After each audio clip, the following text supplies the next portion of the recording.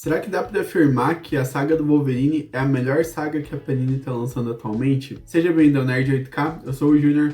No vídeo de hoje a gente vai conversar sobre o primeiro volume de A Saga do Wolverine. Eu sei que eu tô um pouco atrasado, já faz um bom tempo que saiu isso aqui, mas eu só tive tempo de ler agora, né? Então consegui ler, li super rápido ali, adiantando aqui pra vocês, eu gostei demais do quadrinho, acho que foi super válido a Panini ter trazido isso aqui novamente pro Brasil. Eu sei que já foi publicado recentemente, a gente já conversa melhor sobre isso, mas me antecipando mesmo, eu gostei muito. E acho que é uma das sagas mais divertidas que a Panini está lançando atualmente. Então, para começar o vídeo aqui falando sobre a edição, é aquela edição bem padrão, né, de sagas, não vou ficar falando isso todo o vídeo, mas é R$ 39,90 o preço de capa, 144 páginas. Aqui a gente vai ter a fase ali do Wolverine escrita pelo Larry Hama, que é uma fase ali super aclamada também, né, uma fase que todo mundo fala bem. A capa do quadrinho já chama bastante atenção, né, a gente tem isso aqui durante a história. Então gostei muito já da capa mesmo. Aqui atrás também tá muito da hora. E aqui a gente vai ter o Wolverine brutal, selvagem, é bem Wolverine mesmo, é muito focado nele, no personagem solo. Não é nada focado nos X-Men, é focado no Wolverine mesmo. A arte aqui fica a cargo do Mark Silvestre, que, na minha opinião, desenha bem demais. O cara desenha muito bem, manda muito bem. Mandava nessa época e manda bem até hoje. Isso aqui foi, sim, republicado recentemente no Brasil, na coleção histórica Marvel, número 6, se eu não me engano, do Wolverine. Durante a história eu vou falando para vocês onde cada história já foi republicada, mas já deixa aqui o aviso, né, que essa história já foi republicada recentemente, aí em 2018, pela Panini mesmo. Então aqui a gente vai ter 6 edições, né, e elas vão formar 3 histórias. A última história ela não tem final, ela continua no próximo volume, mas aqui a gente já tem 2 histórias fechadas e tem o começo ali e o meio de uma outra história. Você pode ler tranquilamente a partir daqui. Aqui é o número, começa no número 31 da revista do Wolverine, já aconteceu bastante coisa antes, mas de verdade você pode começar por aqui sem problema nenhum que você vai conseguir entender. Se você puder, leia eu Wolverine antes, que acho que vale a pena.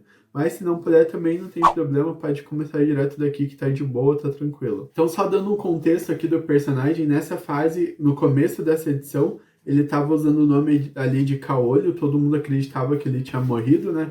Inclusive ele tava vivendo em Madripoor, que é uma cidade fictícia ali da Marvel, que fica ali seria uma ilha ali em Singapura, e ele tá trabalhando aqui pra Tigre, que é uma criminosa ali de Madripoor, mas ele dá algumas condições ali pra ele poder ser o guarda-costa dela. E a edição ela já começa aqui pra gente com a Yakuza indo atrás do Caolho, porque ele tá começando a interferir ali nos negócios da Yakuza, né, nos negócios da máfia japonesa. E se você gosta do Wolverine, se você gosta do personagem, não tem como você ler isso aqui e não gostar da saga do Wolverine. Então, começando aqui pelo primeiro arco, as 3 primeiras histórias fecham esse primeiro arco, que seria as revistas Wolverine número 31, 32 e 33 original, lá de 1990. Como eu disse para vocês antes, já foi publicado aqui no Brasil, na coleção histórica da Marvel. E além disso foi publicado em Wolverine número 26 pela Abril lá em 1994. Então aqui o Wolverine ele tá em Madripoor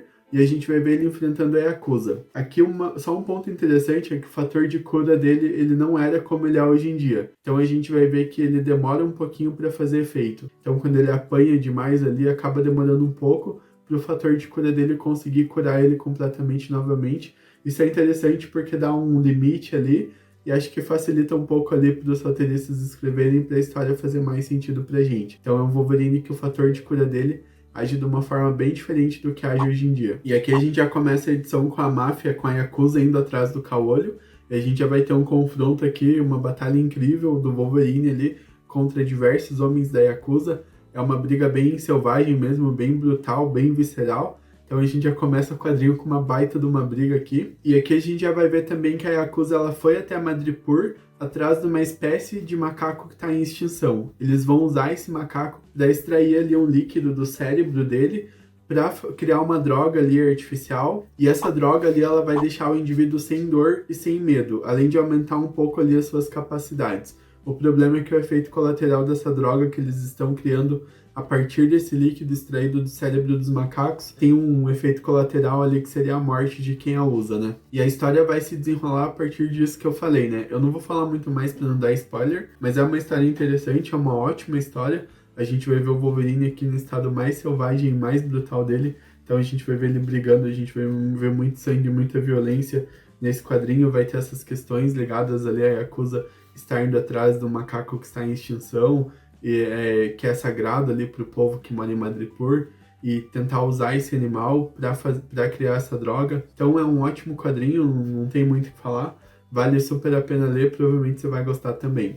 Depois a gente já entra aqui em Wolverine número 34, numa história chamada O Caçador das Trevas, que além da coleção histórica Marvel, foi publicada no Brasil em Wolverine número 28, né? Lá pela editora Abril, e também foi publicado pela Mitos em 2002. Essa história ela se fecha num único volume, ela é um one shot aqui.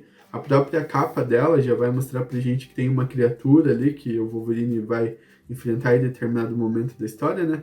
Essa criatura é um lobisomem, não é muito spoiler porque tá na capa, né? E basicamente o que acontece aqui? O Wolverine ele vai acabar se isolando ali no Canadá, depois de tudo que aconteceu lá em Madripoor. Em determinado momento ali da história, a polícia canadense vai se deparar com ele e vai contar ali que tá à procura de um criminoso super perigoso ali, que acabou raptando uma menina e acabou executando uma família ali, enfim. O Wolverine decide ajudar. E no meio dessa história a gente vai ver que vai aparecer essa criatura. Então a gente vai ter o Wolverine, vai ter o xerife, vai ter essa criatura das trevas e vai ter também o próprio assassino que tá ali naquelas montanhas. Então é uma história super interessante. Eu não achei que seria tão legal assim. E essa história ela vai envolver ali algumas lembranças do xerife, da criatura e do próprio Wolverine. Então é mais uma ótima história que se fecha aqui numa única edição e que pra mim acho que é a melhor história desse encadernado.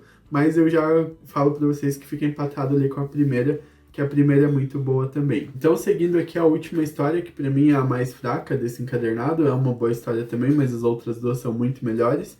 A gente vai ter Sangue, Areia e Garras, parte 1 e 2. A 3 não tá nesse encadernado aqui, vai estar no volume 2 da saga do Wolverine.